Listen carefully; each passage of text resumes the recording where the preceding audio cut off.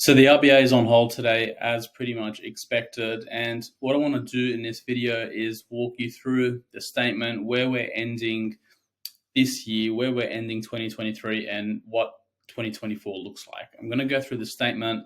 I'm going to have a look at the market and see what the currency is doing, because that gives us a very good guide as to where expectations are for interest rates going into the future. Now, this statement was basically in line with expectations because a couple of things happened. Last week, I put out a video on the retail sales numbers, and what I said is that I don't like looking at retail sales too much, but retail sales are important in the context of where we are. And the way I'm reading the Aussie economy at the moment is that it's an economy that is starting to slow down. The impact of rising rates is finally starting to bite.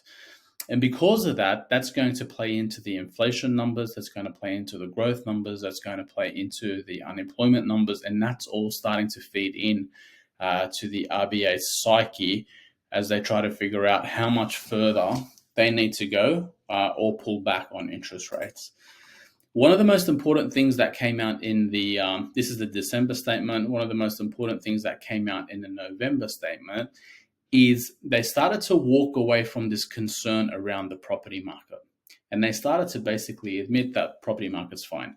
So what I said was one of the reasons why they increased in November was because the property market falling, or concerns around the property market, were no longer a main thing. The property market was strong, and they kind of said property prices are rising.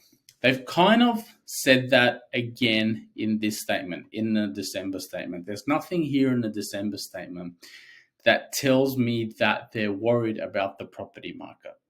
And, I see it again in this line. Some are benefiting from rising housing prices. So the RBA is finishing 2023 basically by admitting that house prices are fine.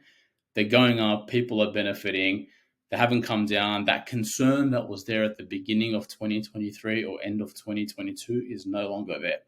That's reaffirmed. The difference in this statement compared to November is the focus on inflation and the admission that the recent inflation numbers are starting to show a sign that inflation is starting to come back. So they're ending 2023 with a little bit more confidence that inflation will start to moderate. And I think that happens more at the beginning of 2024. I think retail sales numbers, as I said in the previous video, are showing that the economy is slowing, and that means inflation is going to moderate. And I think around March, April next year, we start to get a rise in unemployment.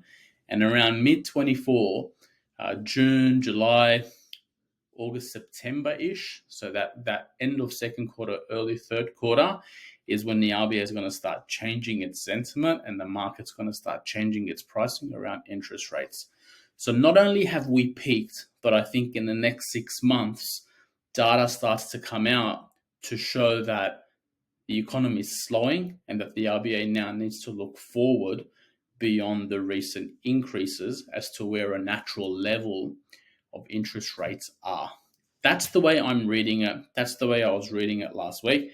I continue to read it in that way. And these statements are always full of mumbo jumbo. So I'm going to be looking at, the minutes that come out. Remember, we don't get a meeting until February. So there's time for the RBA to digest. But I think the big data comes out end of the first quarter, and I don't think there's going to be any significant moves. I can't see inflation rising, breaking out of the current trend. I think it continues to trend down. Retail sales are trending down. Unemployment starts to tick up. So I'm comfortable with where things are at. I think we're in a holding pattern, and mid to late next year, the case for a cut starts to emerge. Now, being previously in markets, having a markets background, I always love going and seeing what the markets are suggesting. And, I love having a look at the Aussie dollar and where the Aussie dollar is trading. And the markets are starting to suggest that that view that I just gave you is in line with where the Aussie dollar is trading. Aussie dollar is still, 65.8 cents, but it has come off, and that dip is a sign that perhaps Aussie rates have peaked, and that the Aussie economy is starting to slow. So for me, really, really important to read the statement, see where the market is reacting in terms of the Aussie dollar, continue to look for the things that matter, which is going to be the inflation numbers, the unemployment numbers. The retail numbers are sending a signal that things are starting to slow down, and I think that slowdown is here now. Finally, the impact of rising rates is hitting the consumer. It's not hitting property prices. It's not hitting rents. That's been one of the most resilient asset classes over the past couple of years. And I think that resilience continues because Australia still has a massive undersupply of housing, and that supports the market.